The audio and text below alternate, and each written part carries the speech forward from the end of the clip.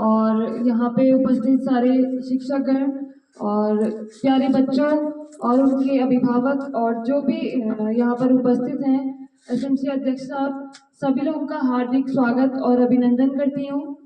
आज हम लोग यहाँ इकट्ठे क्यों हुए हैं, आप लोगों को पहले से पता है।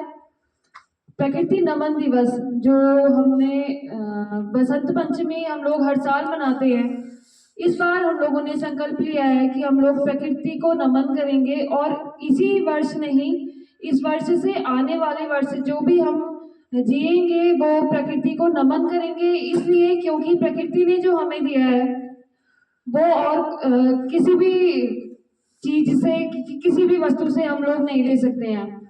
हम लोग अपने भगवान को नमन करते हैं, हम अपने इष्ट को नमन करते हैं, लेकिन क्या हमने कभी प्रकृति को नमन किया?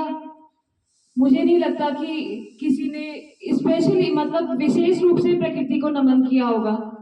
इसीलिए ये संकल्प लिया गया। डॉक्टर अनिल जोशी हेस्को के संस्थापक हैं और हमारे मार्गदर्शक भी हैं, हमारी संस्था के साथ काम कर रहे हैं। तो उनका ये संकल्प है कि हम लोग प्रकृति नमन दिवस मनाएं, जिसमें हम लोग अपने आसपास की प्रकृति, क्योंकि हम लोग आधुनिकीकरण में इतना आगे बढ़ चुके हैं कि हम लोग अपनी प्रकृति को, अपने आसपास के वातावरण को, अपने पर्यावरण को भूलते जा रहे हैं, जबकि हमारा बेस वही है। लेकिन हम लोग आधुनिकीकरण की ओर इतना बढ़ चुके हैं कि हम लोग अपने पीछे की ओर जो चीजें हैं, हमारे आसपास का वातावरण है, पर्यावरण है, उसको भूलते जा रहे हैं। इसलिए ये प्रकृति नमन दिवस हम लोग मना रहे हैं, ताकि हम लोग अपने आसपास के वातावरण को, अपनी प्रकृति को नमन कर सकें, उसको हमेशा याद रखें। और जो हम नुकसान कर रहे हैं, अंधाधुंध वनों की कटाई कर रहे हैं, हम लोग प्लास्टिक कितना यूज करते हैं, हम लोग जिन चीजों में हम लोग प्लास्टिक का यूज नहीं भी कर सकते हैं, उनमें भी हम लोग, क्योंकि प्लास्टिक इजी है यूज करने में, तो हम लोग उसको यूज करते हैं। तो हम लोग कई सारी चीजें ऐसी हैं जो पर्यावरण को नुकसान पहुंचा रही हैं, उनका कम से कम इस्तेमाल करें। और वनों की अंधाधुंध कटाई कर रहे हैं, क्योंकि हमारे जो आसपास के वातावरण में हम देखते हैं इतने सारे पेड़, इतने सारे वनस्पतियां हैं, हम लोगों को उनकी जानकारी भी नहीं है।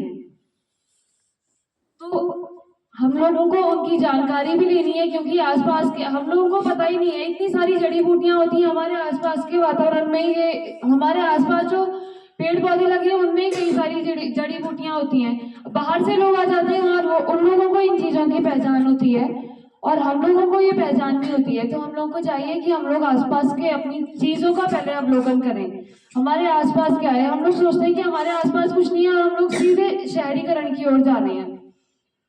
इसलिए हम लोगों को चाहिए पहले हम लोग अपने बेस को देखें, पहले अपने मूल को देखें, उसके बाद इधर उधर जाएं।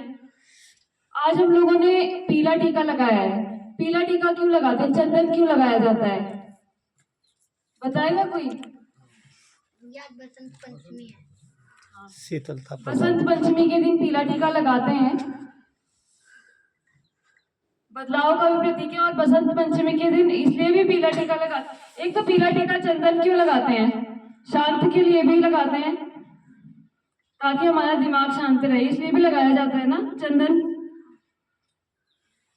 तो बसंत पंचमी के दिन हम लोग आज ये संकल्प लें कि हम लोग अपने आसपास के वातावरण को सबसे पहले सेफ रखें, सुरक्षित रखें। और आप लोग, क्योंकि आने वाला भविष्य है हमारे देश का, हमारे समाज का, तो मैं आप लोगों से सबसे पहले रिक्वेस्ट करती हूँ, क्योंकि आप लोग भविष्य हैं इस देश का, तो आप लोग अपने वातावरण के लिए बहुत अच्छा करेंगे। प्लास्टिक जितना कम से कम यूज कर सकते हैं उतना कम यूज करेंगे, ठीक है?